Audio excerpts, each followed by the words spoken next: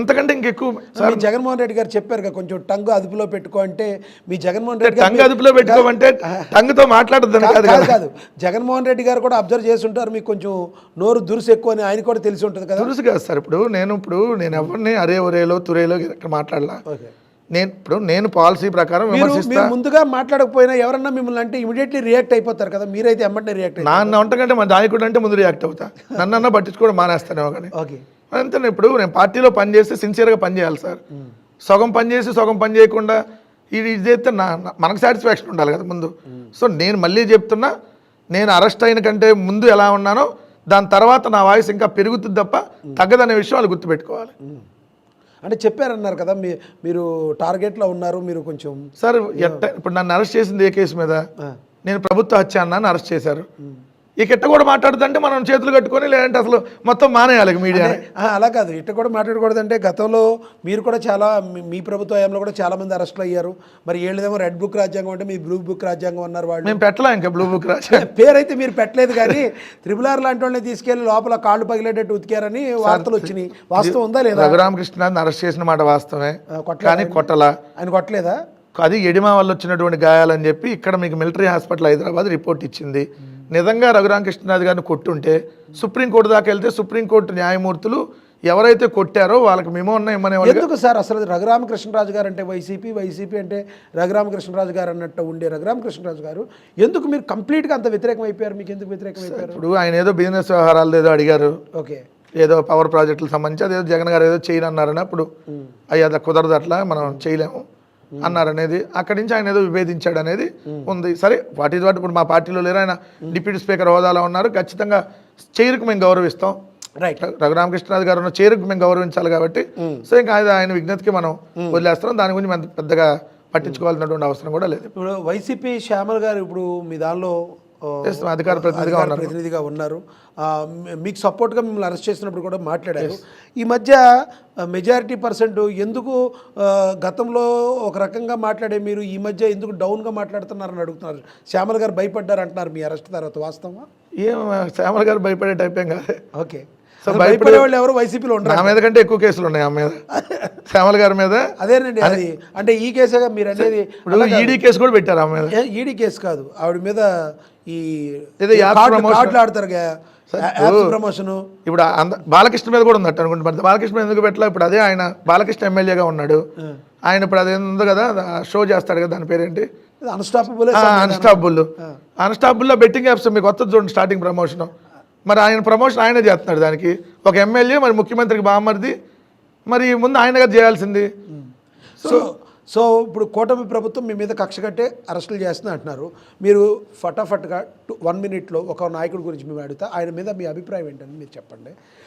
జగన్మోహన్ రెడ్డి గారు లీడర్, రాజశేఖర్ రెడ్డి గారు మంచి మనసున్న మహారాజు, చంద్రబాబు గారు కన్నింగ్ ఫెలో, పవన్ కళ్యాణ్ అతను ఒక different type.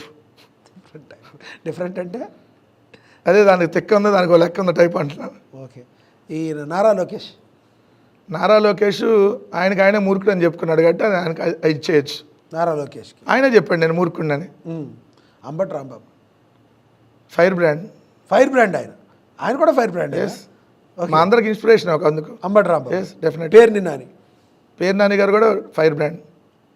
Vangalapudi Anitha dummy హోంమంత్రి. ఎందుకలా డమ్మీయే కదా, ఎవరు చెప్పినట్టు మాట్లాడతారంటారు. నేను చెప్పటం సార్, పవన్ కళ్యాణ్ చెప్పాడు హోంమంత్రి నాకు ఇస్తే నేను అద్భుతంగా చేస్తాను అని, దానికి అర్థమైంది. ఇంకా రైట్ చివరిగా సార్ ఒకటి, మీకు ఈ మధ్య వైసీపీ నుంచి చాలామంది వేరే పార్టీలోకి వెళ్ళారు, బాలినేని గారు కూడా జనసేనలోకి వెళ్ళారు, వెళ్ళిన బాలినేని గారు మళ్ళీ వైసీపీలోకి వచ్చేస్తున్నారు అంటున్నారు, వాస్తవం ఉందంటారా? నాకైతే తెలియదు, అది జగన్మోహన్ రెడ్డి గారు చూసుకుంటారు. ఎందుకంటే సో బాలినేని గారు ఎప్పుడు కూడా కమెంట్స్ అయితే చేయలేదు, వెళ్ళినప్పటికీ కూడా వైసీపీ మీద కమెంట్స్ అయితే చేయలేదు. ఈ విడుదల రజనీది ఏంటంటే ఆవిడ ఏదో రేపల్లి పంపిస్తుంటే స్తబ్దతగా ఉండిపోతున్నారు, ఆ పార్టీ మారిపోతున్నారని వస్తున్నాయి ఊహాగానాలనే విడుదల రజనీ గారు మారే అవకాశం ఉందంటారా? సార్ ఇప్పుడు విడుదల రజనీ గారు చిలకలూరుపేట నియోజకవర్గ ఇన్ఛార్జిగా ఉన్నారు ప్రజెంట్. అవును. సో చిలకలూరుపేటకి ఆమెను కంటెస్ట్ చేసేటటువంటి, చిలకలూరుపేట నుంచి ఆవిడ గుంటూరు వెస్ట్కి చేపించారు, ఓడిపోయారు. ఇప్పుడు ప్రజెంట్ చిలకలూరుపేట ఇన్ఛార్జిగా ఉన్నారు. Okay. ఐ థింక్ అక్కడే కొనసాగేటటువంటి అవకాశాలు గణేష్ ఎవరో ఉన్నారు కదా, మీకు గణేష్ ఉన్నారు కదా రేపల్లి, అది ఖాళీ అయిందని అటు వెళ్ళమని ఇవన్నీ ఏంటంటే సోషల్ మీడియాలో వచ్చేటటువంటి వార్తలు, లేదంటే ఏదో పలానా వాళ్ళు పలానా ఈ కమ్యూనిటీ ఇక్కడ ఎక్కువ ఉంది కాబట్టి ఆమె కాపు ప్లస్ బీసీ ఈక్వేషన్ వస్తుంది కాబట్టి ఏం అక్కడికి వెళ్తుందేమో అని చెప్పి ఎవరో రాస్తారు, అది నిజమేనేమో అనుకొని ఇంకొకరు మాట్లాడతారు అంతే. రైట్. చివరిగా వెంకటరెడ్డి గారు రానున్న రోజుల్లో ఒక ఎమ్మెల్యేగా అయ్యే అవకాశం ఉందంటారా? మీకు జగన్మోహన్ రెడ్డి గారు ఎమ్మెల్యేగా టికెట్ ఇస్తే మీరు సేవలు కొనసాగిస్తారా? ఎమ్మెల్యే అవుదామని మీకు ఉందా అసలు? సార్ నాకైతే ప్రజెంట్ ఎటువంటి ఆలోచనతో నేను పనిచేయట్లా. అంటే నాకు ఇది రావాలి, నేను ఇది ఎక్స్పెక్ట్ చేసి అయితే నేను పార్టీలో లేను. నేను ఫస్ట్ స్టేట్లో సేవాదళ విభాగం ప్రధాన కార్యదర్శి అని స్టేట్ జనరల్ సెక్రటరీ సేవాదాలు చేశా. దాని తర్వాత state joint secretary main body చేశా. ఇప్పుడు అఫీషియల్ స్పోక్స్ పర్సన్గా ఉన్నా. నాకు ఈ పదవి నుంచి తగ్గించిన పెంచిన పార్టీలో అలానే పనిచేస్తా. రైట్. సో నాకు ఎమ్మెల్యేనా ఇంకోట అసలు ఆ ఎక్స్పెక్టేషన్తో నేను జగన్మోహన్ రెడ్డి గారు ఏ పని చెప్తే ఆ పనికి మీరు రెడీలో ఉన్నానండి. 100%. అయితే ఈ వెంకటరెడ్డి గారికి అరెస్టుకు ముందు కొంత అధికార ప్రతినిధిగా కొంతమంది తెలిసిన మీరు అరెస్టు తర్వాత విపరీతమైన హైప్ వచ్చిన మాట వాస్తవం అంటారా? అంటే యాంటీ మీడియా నా మీద బాగా ట్రోల్ చేసింది కదా, ఆర్పికల్ ఓర్పికల్ అని ఇష్టమైంది. కూడా మీకు ప్లస్ నాకు అడ్వాంటేజ్ అయింది. ఎందుకు ఇప్పుడు మామూలుగా అయితే నన్ను అరెస్ట్ అయితే కొన్ని సెక్షన్ ఆఫ్ మీడియాలోనే కనపడేది. ఇప్పుడు నా నెగిటివ్ ట్రోల్ చేయడం వల్ల ఏంది, మొత్తం 100 ఛానల్ అంటే 100 ఛానల్ చూపించారు కదా. వెంకటరెడ్డి గారు బాడీ లాంగ్వేజ్ ఒకప్పుడు కంప్లీట్గా ఈ మధ్య 4 రోజుల క్రితం వేరుగా ఉండేది. అరెస్ట్ తర్వాత వెంకటరెడ్డి లావు కాదు, మీరు సన్నగా అయ్యారులే, కానీ వెంకటరెడ్డి గారు బాడీ లాంగ్వేజ్ జగన్మోహన్ రెడ్డి గారు చెప్పిన మాటలు చెవుల్లోకి వెళ్ళిపోయినాయేమో, కొంచెం నోరు అదుపులో పెట్టుకుంటే డౌన్గా మాట్లాడుతున్నారు అనిపిస్తున్నట్టుగా ఉంది, కాదంటారా? సార్ నేను ఒకటి, అవతల వాళ్ళు మాట్లాడేదాన్ని బట్టి మన రియాక్షన్ ఉంటుంది. ఓకే. ఇప్పుడు డిబేట్లో ఒక రకంగా ఉంటుంది, 1-to-1లో ఒక రకంగా కాదు. ఉంటుంది. నేను ఇప్పుడు డిబేట్లో అవతల వాళ్ళు మాట్లాడేదాన్ని బట్టి మన వాయిస్ ఉంటుంది. రైట్. సో అవతల వాళ్ళు పద్ధతిగా ఉన్నారనుకోండి, సో ఇప్పుడు మనం పద్ధతిగా ఉంటాం, వాళ్ళు కొద్దిగా పద్ధతి తప్పితే ఇంకొంచెం ఎక్కువ తప్పాలి. జగన్మోహన్ రెడ్డి గారిని జగన్ రెడ్డి అన్నా కూడా మీరు రెచ్చిపోయే పరిస్థితి, మోహన్ పెట్టకపోతే ఊరుకోరు మీరు. చాలా మంది చూసాం అంతకుముందు. సో అవతల జగన్ రెడ్డి గారు అంటే ఓకే, సింగులర్తో జగన్ రెడ్డి అంటే ఏ చంద్రబాబు నేను కూడా అనొచ్చుగా అంట. మీరు అంటారుగా, వాళ్ళంటేనే కాదు సార్, అనకుండా కూడా మీరు చంద్రబాబు అన్న పవన్ కళ్యాణ్ సింగిల్ గారుగా చాలా సార్లు మాట్లాడతారు. మా సైడ్ మీ ఇంటర్వ్యూలో ఇప్పుడు నాకు బాగా గుర్తు, ఫస్ట్ పవన్ కళ్యాణ్ అన్న, మళ్ళీ పవన్ కళ్యాణ్ గారు ఫ్లోలో రావచ్చు ఒక్కసారి. ఇప్పుడు ఫ్లోలో మాట్లాడేది వాంటెడ్లీ మాట్లాడలేదు ఎప్పుడు అంటారు సార్? వాంటెడ్లీ అవతల వాళ్ళు ఇచ్చే గౌరవం బట్టి మన గౌరవం ఉంటుంది. రైట్. సో మా నాయకుడు ఒకవేళ మేము తప్పు మాట్లాడితే మమ్మల్ని స్ట్రిక్ట్గా నువ్వు ఇట్లా చేయడం కరెక్ట్ కాదు, ఇట్లా అయితే ఆపే డిబేట్లు అని కూడా చెబుతారు. రైట్. సో మేము జాగ్రత్తగా వాళ్ళ దగ్గర పెట్టుకుని వెళ్తాను అంటూ వేరే లేదు. రైట్. ఇప్పుడున్న వైసీపీ నేతలకి, ఇప్పుడు రానున్న రోజుల్లో వైసీపీ వాళ్ళకి, ఇప్పుడున్న అధికార ప్రతినిధులకి మీరు చెప్పే సజెషన్స్ ఏంటి?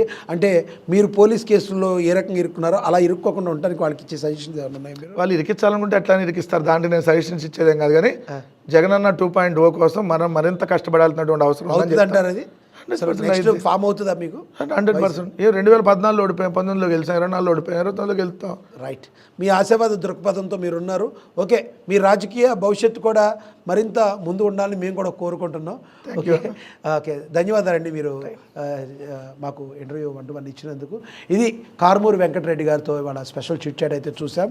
తన్ను అరెస్ట్ చేసినది కేవలం కూటమి సర్కార్ ఇరికిచ్చే ప్రయత్నంలో భాగమే. అయితే నన్ను అరెస్ట్ చేసినంత మాత్రాన ఎవరు నా వాయిస్ని కట్టడి చేయలేరు.